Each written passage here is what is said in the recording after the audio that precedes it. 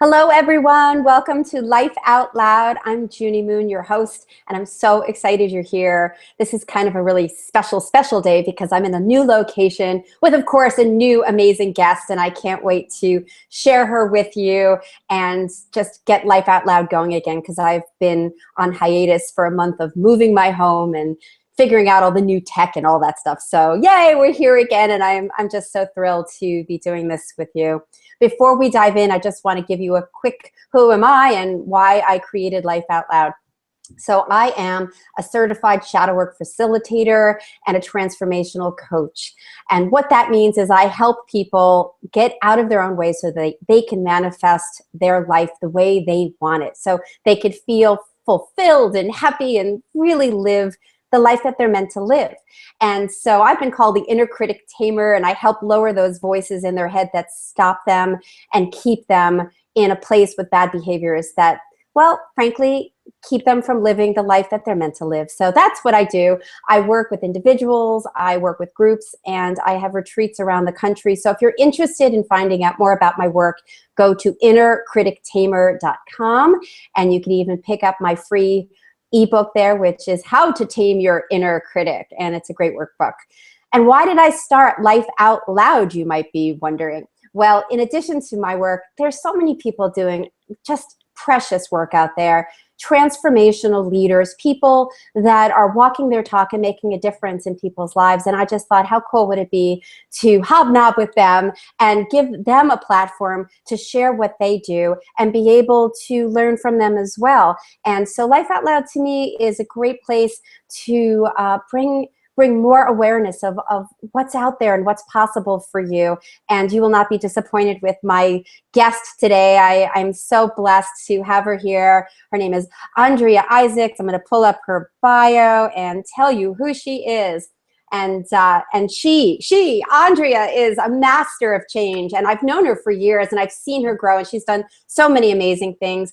She's a creator of 2 body wisdom techniques that promote and support your best steps for the change you want in your life. That sounds good, huh? Her system increases emotional intelligence, connects you to your best and highest self, and teaches you how to shift emotions you don't want to emotions that will bring you ease, peace, and joy. Initially based on embodying the Enneagram personality system, she quickly learned it was about manifesting your heart's desire, which is what we're going to talk about today, guys. She's an international speaker, empowering facilitator, and transformational coach, and she's been traveling the world since 1994, touching the lives of thousands of people. So she is exceptional, wonderful, amazing, and here she is. Andrea. Hi, Junie Moon. It's great to be here with you and your fans.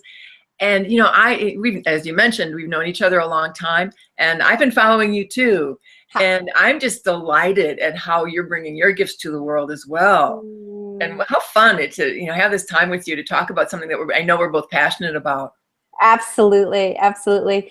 So full disclosure, we met in shadow work training years ago, and we do have such a similar passion, which is to help people wake up and have amazing lives. And when in your bio with emotional intelligence, I just think that is so key. It's like, what's going on inside of us?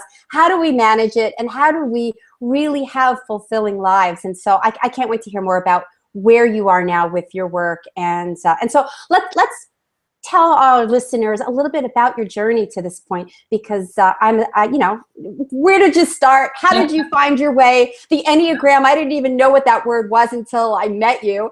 And so tell us about, the journey to this point. Sure. and who you are. Who I are, sure. Well, I would say I spent the first decades of my life as a painfully shy person. And the more I was interested in knowing someone, the more I really wanted to connect with someone, those are the people I was most shy of. Because in my mind, the fear of the potential rejection from them would have been crushing. And if anybody's listening, whoever is or used to be shy, I think people can relate to the painfulness of living that way.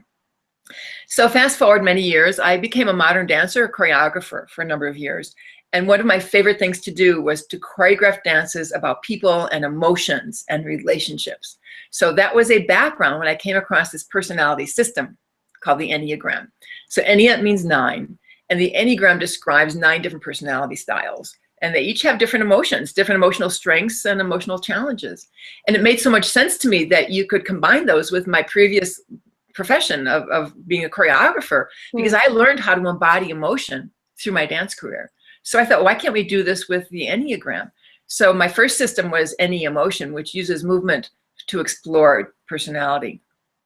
And then I quickly learned that something else was happening to me, because this shy little me who didn't believe in myself, I was starting to embody confidence. And I realized it's because I was exploring the personality type that's naturally confident, and I was actually creating the neural pathway for confidence.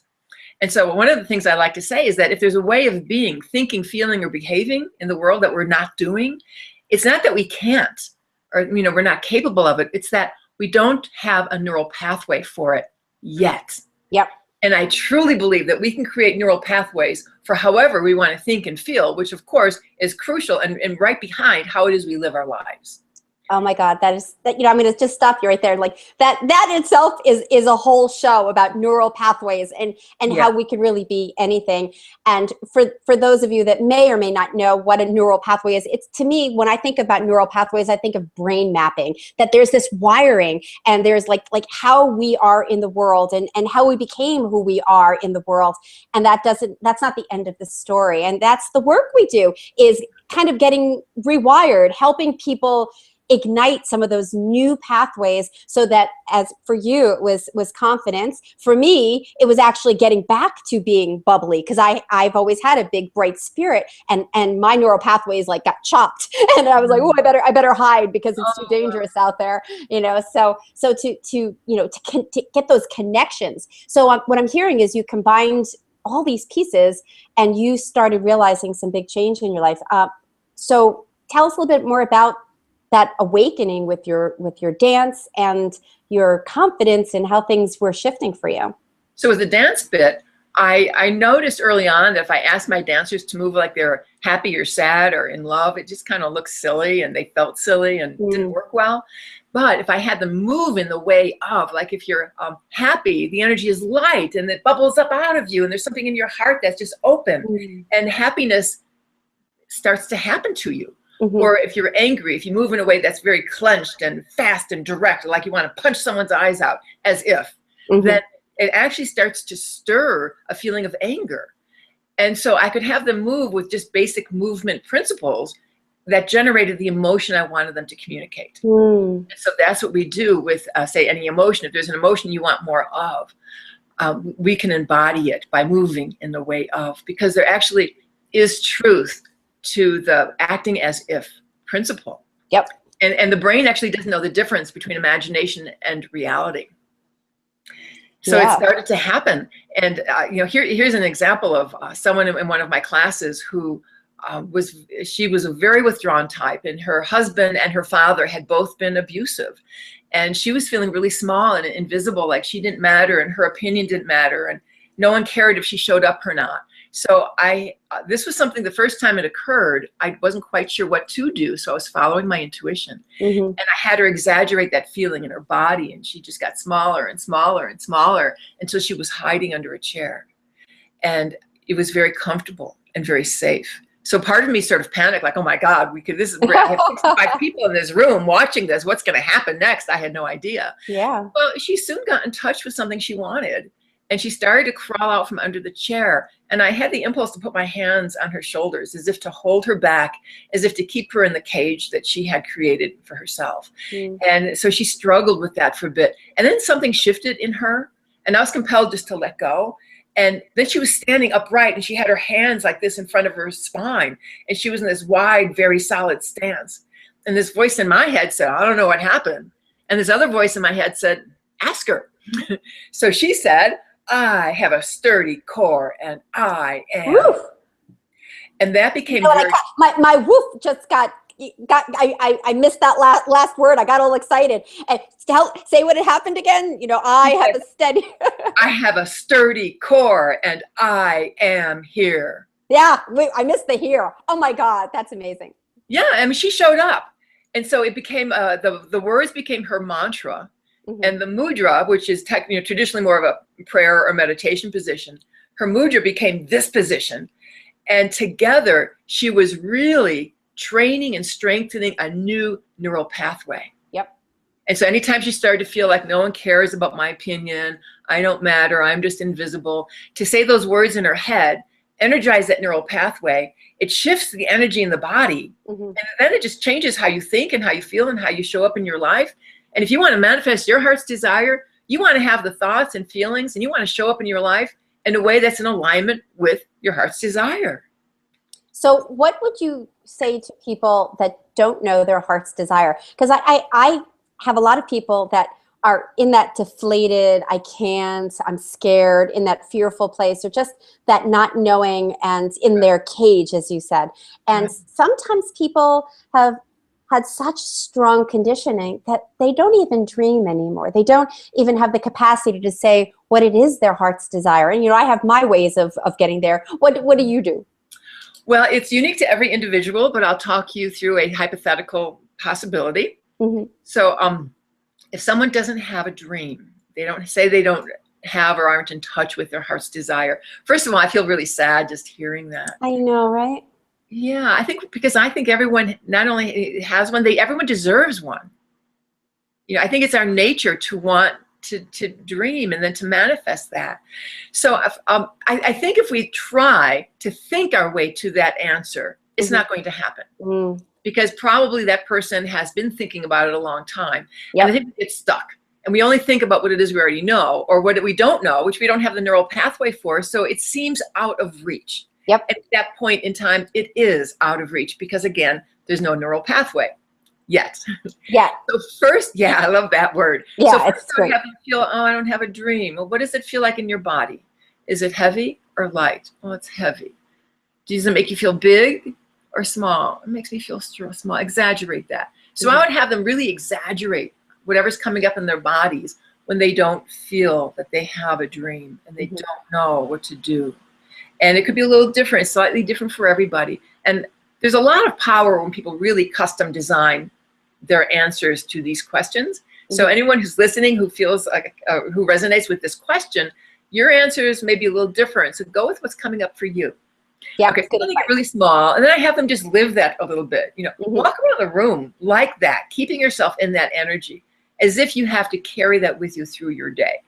Which, of course, whenever we're having a thought, feeling, or emotion, whether we like it or we don't like it, that's how we carry ourselves through the day. That is how we live our lives. So the question really is, who's the me I want to be? I love that question. If that's not the who that you want to be, then try this exercise. So you move through the room, in that exaggerated way. I know you don't really do that, but it's what it feels like inside, right? Oh, yeah, that's what it feels like. And I'm sick and tired of it, and I don't want this anymore. I hear that all the time. And so then I say, well, after they do it, and you can tell when they've done it enough, it doesn't have to go on for more than even a half a minute, really. Well, how would your body rather feel? And it's not like, what do you think you want to do or be? I bypass the thinking mind temporarily. People who really like the thinking mind, it'll come back, don't worry. How would your body rather feel?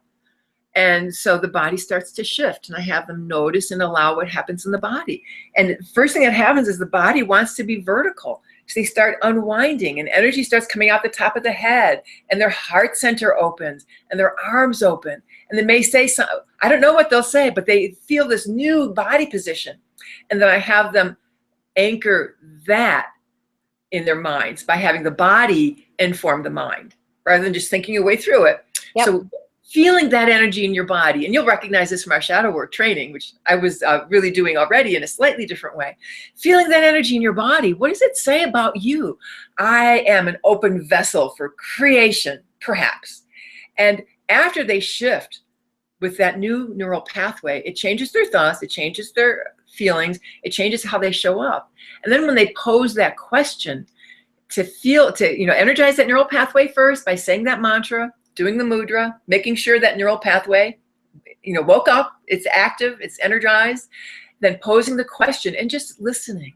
Then the answer to what's my dream may actually show up. I love that. It's beautiful. And again, getting out of the thinking and into the being.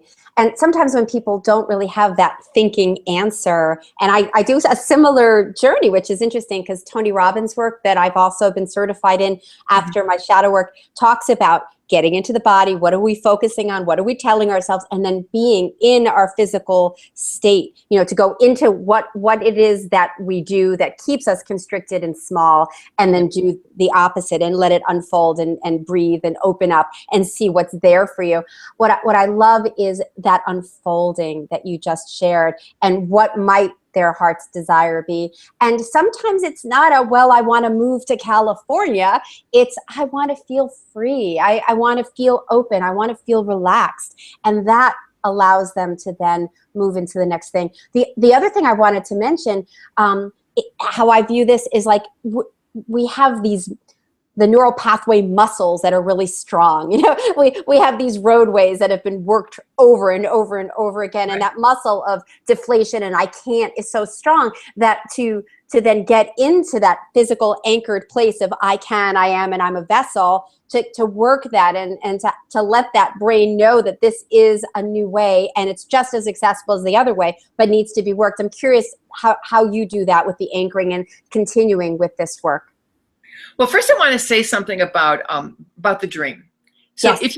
if you have a dream or you're wanting a dream, don't be hard on yourselves if it's something that you haven't manifested yet, because by virtue of just definition, if it's something that you want, it means you don't have it yet, which means there's a way of being that you have to be that's different. And it just means it's outside your comfort zone right now. And I am a firm believer that, say this is a circle that encompasses your personality and your comfort zone. And every time you do one of these exercises that stretches your capacity a little bit, maybe it's a neural pathway for I'm an open vessel. Maybe that was not in my comfort zone. So doing that exercise might expand your comfort zone a little. Then you do another exercise, and with my coaching clients and my students, they're always expanding that circle until your capacity for how you think, how you feel, and how you show up in life gets bigger and bigger and bigger and bigger. And pretty soon, the idea of taking that step is actually inside your comfort zone, and then you start to manifest. Yeah, and to me, that it's like when you get bigger and bigger and bigger, in my language, the universe is going to start feeling it. It's like we're resonating, we're expanding, we're vibrating at a different level, which then changes everything and everyone we come in contact with. And I think it's that journey to really owning it and expanding that awareness that everything starts to shift. Would you say that's similar to like that alignment that I'm talking about? I got goosebumps listening to you. Absolutely. I want to tell you another personal story, if I may. Yeah, please. I was taking steps in developing my business. And there's a part of me that thought, I don't deserve that. Like, you just created that stupid, weird stuff. Who wants that, right? I love you to do something like that. Yeah, just that little thing you created. Like, who do you think you are? And those voices were just beating me up, right? And so I found myself on this, I'll go this way, this downward spiraling path. Like, you don't deserve, you don't, to ask money for a coaching client or for this. And I started digging this hole deeper, deeper, deeper. And I'd say, surely you've hit bottom, you're going to come back up. Well, no, I kept going deeper, deeper, deeper, deeper. And then I'd say, well, what, have you not hit bottom? What are you doing with your life? And then this question came to me. Why are you so attached to struggle in the physical plane? And I realized, when I heard that question, I realized, this is really weird, what a great manifester I was. And so then I thought, no, I love this image. So if this is the downward spiral, as soon as you make that shift, there's like this V, because then you can start to come up. But when you're at the bottom of the V, and the V is really just a decision point, it's really just a very small step sideways. And then, because there's like this parallel reality where the question I posed to myself was, what if there's ease in this? And I stepped into that parallel reality. And that day, 5 clients called, someone registered for my week-long training program. You mentioned there's a universe notice. Oh my God. Somebody out there, who's out there, wherever, noticed, and everything shifted for me. Yep. And so, that you stopped the struggle. Up here, you stopped the struggle and shifted. You took that step and said, it doesn't have to be so hard, and this is okay. Yeah. And I have so many other stories about, clients who have made that shift. Here's a client who was wanting to manifest a dream. She knew what her dream was. And she wasn't taking the steps. She was late writing her, marketing copy. She was late getting the flyers until it was just too late for people to show up. And the languaging of what she was writing wasn't really good. Mm. And so we did some work together. And I said, well, when you are sitting down to write your marketing copy, what does that feel like in your body? And she said, she wrapped her arms around herself. She said, it's like my whole body's in a straitjacket. And I said, okay, why don't you do that? So she wrapped her whole body, and then the way she spoke was strained, and she could hardly breathe. And she was trying to walk. Of course, her feet couldn't really move because they were in the straitjacket too. So she walked around like this for a little while, and she hated it. Got to breathe. So then she wanted to too, right? And she wasn't in her life letting herself breathe. So I asked the question, what would your body rather do? And it started to unwind. And the arms that had been in the straitjacket became wings. And I had her anchor that in her body. And I said, what does that say about you? And she said, I have the freedom to fly. And for her to anchor that in her body and to anchor it by having her body inform her mind with the mantra started to shift something really important in her. And so one of the things that she can do now is, before she writes marketing copy, to embody that feeling, to say that mantra quietly in your mind or out loud, either one, which will energize that neural pathway. It will shift the energy in her body. It'll change how she thinks, how she feels, and how she puts pen to paper or types on the keyboard. It changed things for her. Wow, it's beautiful. So the body is so wise. And if we get out of our head and come in, it tells us so much. And then I'm hearing you talking about the mantra. So is that the main tool that you use to anchor it in? And what else might you offer to our viewers about connecting to their body wisdom right now? Right. So yes, mantras and mudras both are the foundation of my work. Because if someone comes to me and they have something they want to change in their lives, in my language, in my perspective, I would say, well, they're energizing an old pattern, an old neural pathway that's very strong and very well developed. So what they're doing makes sense. Let's create a new neural pathway. And we anchor it with the mantra, the phrase, and the mudra, the body position. So yes, that's very much the foundation of the work I do. And the way I get there is a little different with everybody. Sure. Yeah. So there's another part of your question about how do I get people in touch with their body wisdom? Yeah, well, the show is how to manifest our heart's desire, and we're talking about the body having so much wisdom. So are there some tools that they could even try, after they listen to us today, to kind of check in and how to manifest, what it is that they're so wanting for themselves? So I have two parts to my answer. The first part is, when you ask yourself, like, why am I not? Or what's going on when I'm not manifesting my heart's desire? You can walk yourself through this exercise. I'm just thinking out loud here for a moment. Sure. I'm wondering if it's the same process if you know your heart's desire and you're not doing it. Well, let me address that first. Sometimes it could be, not that you don't know what it is, you may not believe that you deserve it. So I invite you to consider that. And when you feel like you don't deserve it, notice your body.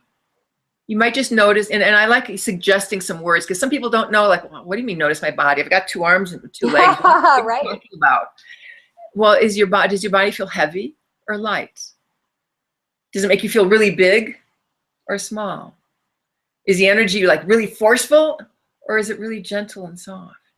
And so these are some words that help people start noticing the language of the body. I have a free gift for our listeners, and it talks to you more specifically through the language of it and how to go through these steps. So I really invite you all to download the free gift. It will talk you through this. But I'll put it up for them right now since you're mentioning. You want to just tell them real quickly what it is so that they could... Sure. It's bit.ly, bit.ly. Well, I'm going to put it up for them. So they just you just have to tell them really more what it is, because it's up right now and they could just click on it and they'll get it right away. Cool. Yeah. So I'll continue with the example that I gave if someone feels they don't deserve.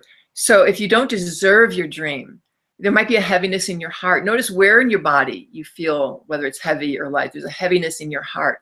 So I love the idea of exaggerating, because it turns the volume up on the body channel. If you're listening to music and you can't hear it, you turn the volume up. Well, the body has its language, and we get so used to not paying attention to it.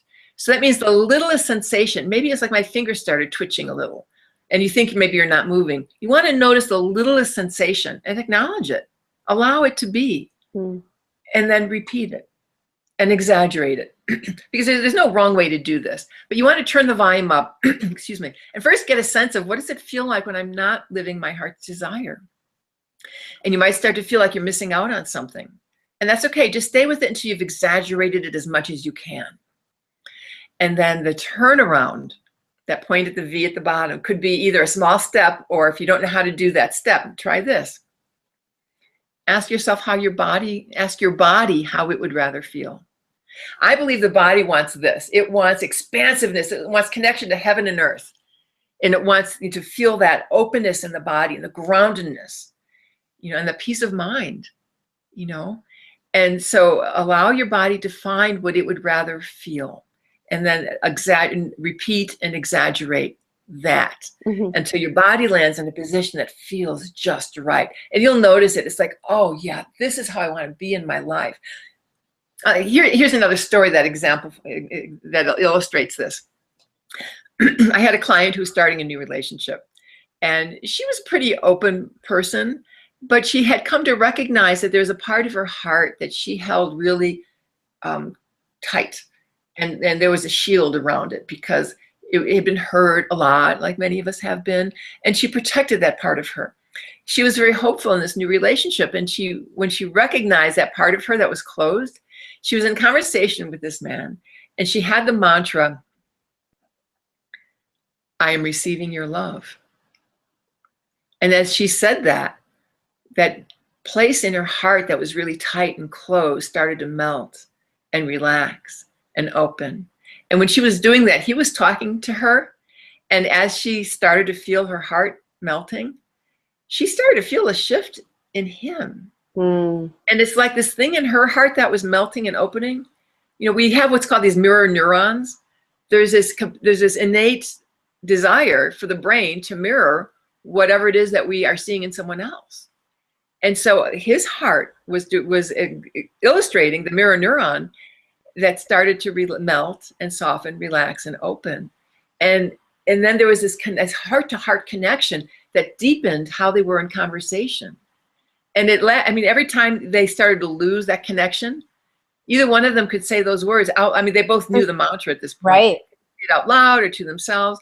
And it returned them to that place where they were deeply connected at their hearts. Wow. Yeah.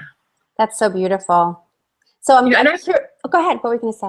I think we all want and need something a little different. And so again, the free gift talks you through a lot of examples of some of the starting points for how we can start to shift into really manifesting the me I want to be.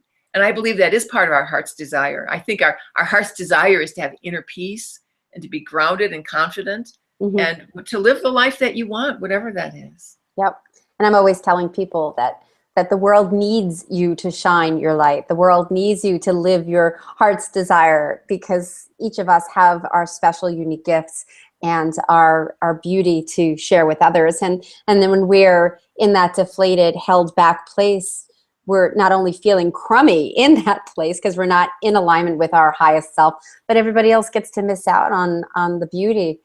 I'm just wondering, with all the work that you've done and all the people you've worked with, how does this work in your own life, and how do you use it? You know so much, and yeah. So what's it like being the teacher of this work, and how does it affect you? Oh my goodness, I'm using it constantly. And it's such a natural thing for me that I can shift something in one out breath. Yep. Here's one example. Which example should I draw from? Well, here's the first one that popped in my head. I walked into a friend's home, and I'm carrying groceries, so my arms are full. And he said, "Don't sit down." I'm like, "Oh, okay. Can I put the groceries down?" "Oh, okay." I put the groceries down, and I'm standing there. And he told me a story where he had betrayed my confidence. And a part of me was furious and felt like I totally lost trust in him. And there was a part, and this is like, I think in my in-breath, like I'm furious, I lost trust, and it's like, I could have, like really gotten angry. And in the same in-breath, I realized that you couldn't take back what had happened. So then I breathed out. That was a long in breath. And my arms just kind of dropped, I sent energy out my fingertips. So I did the out breath. And then, so I shifted the energy in my body. And in doing that, another neural pathway woke up and brought these words out of my mouth. I didn't think these words. This is what I said. I said, okay, let's talk about the ripple.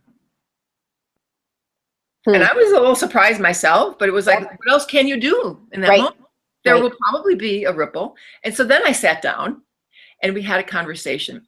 And it wasn't a fight, because if I responded before that breath, it could have been a fight. It wasn't. It was a conversation. And during the conversation, I realized, had I been in his shoes, I might have done the exact same thing. And the other interesting thing to mention is that there was no ripple. So if we had had that fight, it would have been for nothing. Yep. This is why I have this show. Among all the reasons I have this show, what you just shared, you are not immune to feeling anger. You are not immune to feeling sadness, just like me. We're human beings. And we have tools now.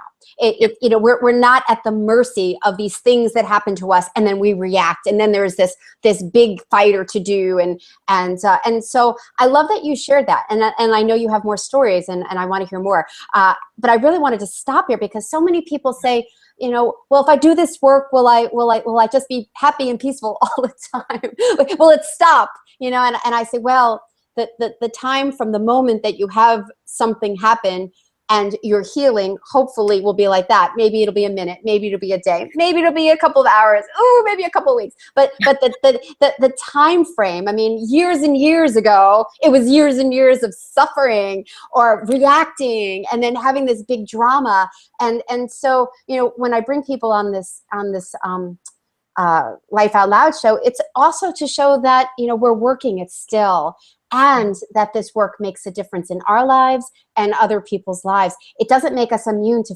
feeling. In fact, it's those feelings that we want to feel, not to push away, but to actually embrace. And again, with your body work, what's going on? Bring it back to the body. And so how you anchored it in and went poof, and be able to go, what's the ripple? It was like, boom, baby. It was right there. I mean, that's awesome. That was a great example. Well, I love listening to you because you sound like me.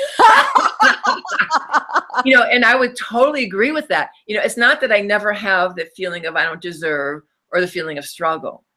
It comes up for me. You're absolutely right. But the idea is that the time it takes from when the thought or feeling occurs, or if there's an event that sparks that, to my reaction, what I do with it, instead of it taking, as you're saying, years, months, weeks, or what, it can happen in my recovery time can be shorter. Until I can either do it in an out breath, or it's just a passing thought. And I love when that happens. And less damage to the relationships, damage to ourselves. Yes. I was in a relationship recently, and something happened, and I was feeling a lot, and I said to him, I need to process this. And he's like, well, we need to talk. I'm like, if we talk right now, it ain't going to be pretty. I need to process this so that I can know what's going on inside of myself, let it go, and then be able to have a conversation with you, because it's not going to be a conversation. I'll probably chop your head off. So I really need to allow myself to come into my body and know what's really true for me, so that we can have a conversation and not have war. Think about that, guys. If we were to have these tools that Andrea and I are talking about with every person that we come in contact with, or maybe presidents and world leaders, what would change if we could actually take a breath and go in and talk, have a conversation about what's here, instead of our reaction because we got hurt in some way? What is that about? I mean, this work is so brilliant. Yeah, and what you're mentioning is another part of emotional intelligence. It's knowing yourself well enough to say, even in a calm way, I really want to talk about that, but I need a timeout, or however you want to put it. Because you're absolutely right. Sometimes we're not capable of having that conversation I forgot to turn my phone off. Sorry. It's okay. It makes me feel less horrible when my phone rings. I always turn my phone off. I forgot to turn my phone off, which reminds me of another mantra I want to share with our listeners. So there's a type in the Enneagram called the perfectionist, and they're really good with detail. They're very organized, and they have a lot of effort at making things as perfect as possible. And so their inner critic is really, really harsh. And so they get so hard on themselves. A really good mantra for that is something like, I take myself lightly, or I laugh at myself. So when the phone rang, I had to say that to myself, because I mean, I'm usually really good about that, right? Yep. So I can forgive myself. Life happens. All right. Hold on, let me get me on the screen. I'm a 7. What's my mantra? Okay, well, I do the known for and what I call the most need. So let me say a few words to our listeners who don't know the Enneagram. So 7 is often called the enthusiast. So their energy, and you can tell by even watching and listening to Junie Moon, her energy is... Me, the enthusiast? No. Yeah, right. So your energy, your voice, your spirit is very alive, very uplifting and outgoing. And so that's part of it. 7s are positive reframers. It's easy for 7s to take a challenge and to put it into a positive perspective. They're great idea generators. They love to brainstorm. And so it's great to to brainstorm with 7s, because their ideas and their thinking mind is it's very active, and their challenge. And so a mantra, if you're not a 7 and you want more of that, is something kind of big. I don't know if it'll fit on the screen here, but it uses the whole body. Something like, if you're not a 7, you might want to try this. I'm raptured, elated, and thrilled. And to just feel that energy up and out your fingertips and your whole body, because that's how 7s live. Now, if you are a 7, you live like that all the time, I would say don't practice that mantra, because it's not going to change your emotional. I don't need more of that. Yeah, you've got that down. But a challenge for the 7 is to stop and to go deep into one thing. Yep. And so a mantra that might capture, there's so many there's a zillion variations, and I love when people custom design them themselves, but here's one possibility. I have joyful, radiant stillness. And when you stop like that, it gives you a moment to just breathe in all that is and all that you do have in your life. And you can start to feel gratitude for what is. Yep. Instead of seeking to have more joy and more happiness and more good experiences and so on, just to stop. Beautiful. I was just talking to someone last night. See, I'm on to the next thing already. But it is a live show. It is a live show. If I started to go quiet and go into my peaceful, it might be interesting, but maybe not. Anyway, I was just talking to someone last night about meditation that I've, gone in and out of, and I always say that's my missing link. That's my missing link, to be able to, I've gotten so much better. I mean, I've worked it to be able to stay still, to be able to focus, and to drill deeper. Certainly have a ways to go with that, but to drill deeper with one thing or a few things. I tend to jump up and out. It's definitely my nature. But that meditation to really just be still and to really connect deeply. I know that's been my missing link to everything. So, I've already said I'm going to look into it again. So what were we going to say? Yeah. So another mantra that comes to mind for what the 7 most needs could be something like, I have everything I need. Right. And right. It could because be, as a 7, there's always what's next. I want more. It could be better, versus everything is in divine order. Everything is perfect. And I have everything in it, and all is well. Yep. Awesome. Yeah. I'm seeing our time, and I'm just thinking, what else might you want to offer in reference to skills or body wisdom techniques or manifesting people's heart's desires? Well, I would say, for one, we all deserve a dream. There's no doubt about that. So if you don't have one, you don't think you have one, you're not sure what it is, don't be hard on yourself. Remember, you're perfect enough, and you deserve your dream. Yes. And you might try the exercise, and I talk you through it in the free gift that you'll download. I talk you through those steps, so you might find a way of helping you move to that. I like to say that change can be easy. And if it doesn't feel true to you, it's because you just don't have a neural pathway for what you want to be yet. And so the whole thing really is about creating the neural pathway so that you can think, feel, and embody the me I want to be. And I think once we really step into exactly who we are, who we're meant to be, there is this relaxation into beingness. And when we can relax into that, I believe then too, we can listen more deeply to what our next best step is.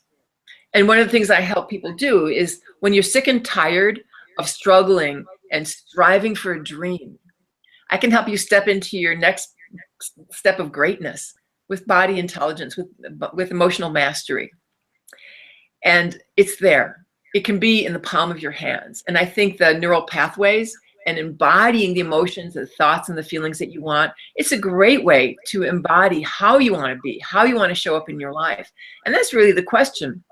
It's not that that person was, if someone makes you angry, it's not that you're wrong to be angry back. But in that moment, who do you want to be in that moment? The one that yells and screams and picks the fight? And it doesn't mean to repress the emotion. Transforming emotion is, and I know you know this, Junie Moon, transforming emotion is very different than repressing it. Because when you're angry, it means you've been hurt or betrayed, or someone did something that you really thought was wrong. And so the conversation needs to happen. The question is, how do you want to have that conversation? Who's the you want to be when you have that conversation? And if you can't do it right now, ask for the time out, like you were saying earlier. Yeah. Or, do that breath in, and on the breath out, just let it go. And letting go sometimes is easier than other times. And if it's not so easy, maybe it's time for a time out. Yeah. And then change go ahead.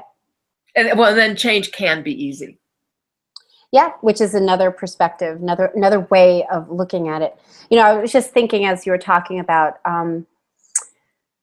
just what happens with us, and when we feel what we feel, and taking the time out. There's a lot of shaming going on right now about feelings in the spiritual circles. If you're angry, or if you're judging, or if you're sad, then something's wrong with you. You need to go do 10 more asanas, or go sit on a mountaintop or something. And, or you're not a spiritual person. Or you're not something's wrong with you. You're doing something wrong, and that just compounds the problem. Versus what you're talking about, which is the emotional intelligence, which is really connecting, which is being with what is. I mean, it's so freeing to allow the feelings to come in and to really hear them, and then to be able to have these tools to transform them and show up and be the person we want to be. Again, I love how you said that. Who do we really want to be? How do we really want to show up for our loved ones and for our coworkers? How do we want to connect with them? What is our highest vision for ourselves? And so this makes a lot of sense. I'm curious, Andrea, do you do group work? Do you do one-on-one? How do you work, and how would people get to experience your work in addition to the free offer, which is up on the screen? I think it's that way on the screen. Thank you. Yeah, well, I do a lot of group programs. I have a half-day event coming up at Sunrise Ranch in July. I have a 4-day weekend coming up in September, and I have a week-long training coming up in December. And then I do a lot of speaking gigs that could be an hour. Sometimes I have an hour and a half or 2-hour slot, say at a conference, for instance. So I do a lot of, those are all the group events. I do a lot of one-on-one coaching in the context of a group workshop. And then I have a lot of private clients. And I would say almost all of them, there's a few exceptions, almost all of them are on the phone or through Skype or something like that. So you could be anywhere in the world, and we work one-on-one together. So I do both, and I love it all, because to be in the face of transformation is one of the most satisfying things for me. I know we're almost out of time, but I want to address something else that you were saying a moment ago. Please do. I really believe that we are spiritual beings having a human experience. So if we're having this human experience, part of that is figuring out the emotional realm, because that's part of being human, because we are. And so as you were saying, Junie Moon, when we get triggered, our job here as a human being is to figure out what to do with that in a way that's really healthy, that addresses our best and highest self, and also honors and addresses the best and highest of everybody else involved. And I know the tools that you have help people do that, and the tools that I have, I know help people do that. And that's our job here while we're on this earth, like to figure it out, so that reactive time, that time of reaction, gets shorter, shorter, shorter, until it can shift in a breath or just be a passing thought. Yeah, absolutely. And I want to underline that about, having the human experience. And when you said that, I just suddenly saw us, in our space suit, our Earth suits. and so we get these Earth suits, and there's there's a you think about the spaceship with all the all the buttons, and click this on and turn this off, and it's like we've been given emotions. We've been given these tools to, you know, not to push away, but to use. And if we could actually like really work these bodies with all that we've been given, coupled with the work that you and I do, where people can actually know how to work it and transform some of the stuff, then not only would life be easier, but a heck of a lot more fun, don't you think? Oh, absolutely. And then we can manifest our heart's desire.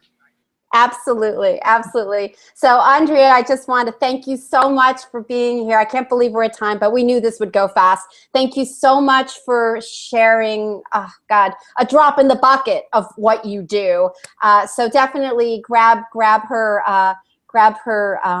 special offer. It's still up. And guys, thank you so much for being here. Yet, I think of all the things that we said today, I keep hearing the echo of the word yet. You know, things, you know, the story doesn't end here. Things can change in a heartbeat. Things can be easy in a heartbeat. It's really just a matter of saying something is not working, and what else might there be to do about it or to be about it? And then reach out to Andrea, reach out to me. I mean, there's so many amazing people out there that have some wicked tools to help you manifest your dreams. So thank you all. Andrea, thank you so much for being here. I'll give you a whole goodbye. Yep. Okay, there you go. Thanks goodbye. So much for having me. It was great talking with you, Judy. You are welcome. It's so great to see you. So great, and great work and such wisdom. All right, guys, be well and go manifest your dreams. Go manifest your dreams. Live your heart's desire. Yes. Yes, right. That's the title. Love you all. Bye.